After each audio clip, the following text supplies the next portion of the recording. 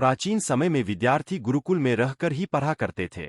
बच्चे को शिक्षा ग्रहण करने के लिए गुरुकुल में भेजा जाता था। बच्चे गुरुकुल में गुरु के सानिध्य में आश्रम की देखभाल किया करते थे और अध्ययन भी किया करते थे। वरदराज को भी सभी की तरह गुरुकुल भेज दिया गया।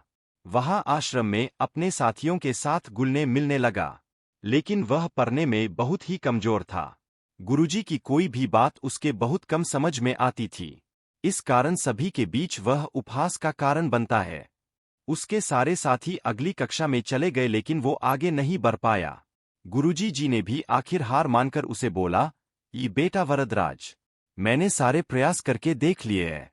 अब यही उचित होगा कि तुम यहाँ अपना समय बर्बाद मत करो। अपने घर चले जाओ और घरवालों की काम में मदद करो। वरदराज ने भी सोचा कि शायद विद्या मेरी किस्मत में नहीं है, और भारी मन से गुरुकुल से घर के लिए निकल गया। दोपहर का समय था। रास्ते में उसे प्यास लगने लगी। इधर उधर देखने पर उसने पाया कि थोड़ी दूर पर ही कुछ महिलाएं कुएं से पानी भर रही थी। वह कुएं के पास गया। वहां पत्थरों पर रस्सी के आने जाने से निशान बने हुए थे। तो उसने महिलाओं से पूछा, यह निशान आपने कैसे बनाए? तो एक महिला ने जवाब दिया, ये बेटे, यह निशान हमने नहीं बनाए।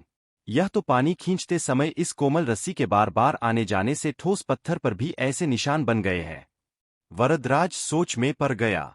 उसने विचार किया कि जब एक कोमल से रस्सी के बार बार आने जाने से एक ठोस पत्थर पर गहरे निशान बन सकते हैं, तो निरंतर अभ्यास से मैं विद्या ग्रहण क्यों नहीं कर सकता। वरदराज ढेर सारे उत्साह के साथ वापस गुरुकुल आया और अथक कड़ी मेहनत की। गुरुजी ने भी खुश होकर भरपूर सहयोग किया। कुछ ही सालों बाद यही मंदबुद्धि बालक वरदराज आगे चलकर संस्कृत व्याकरण का महान विद्वान बना, जिसने लघु सिद्धांत कौमुदी, मध्य सिद्धांत कौमुदी, सार सिद्धांत कौमुदी, गीर्वाण पद्मंजरी की रचना की। शिक्षा, मोरल। दोस्तों, अभ्यास की शक्ति का तो कहना ही क्या है। यह आपके हर सपने को पूरा करेगी।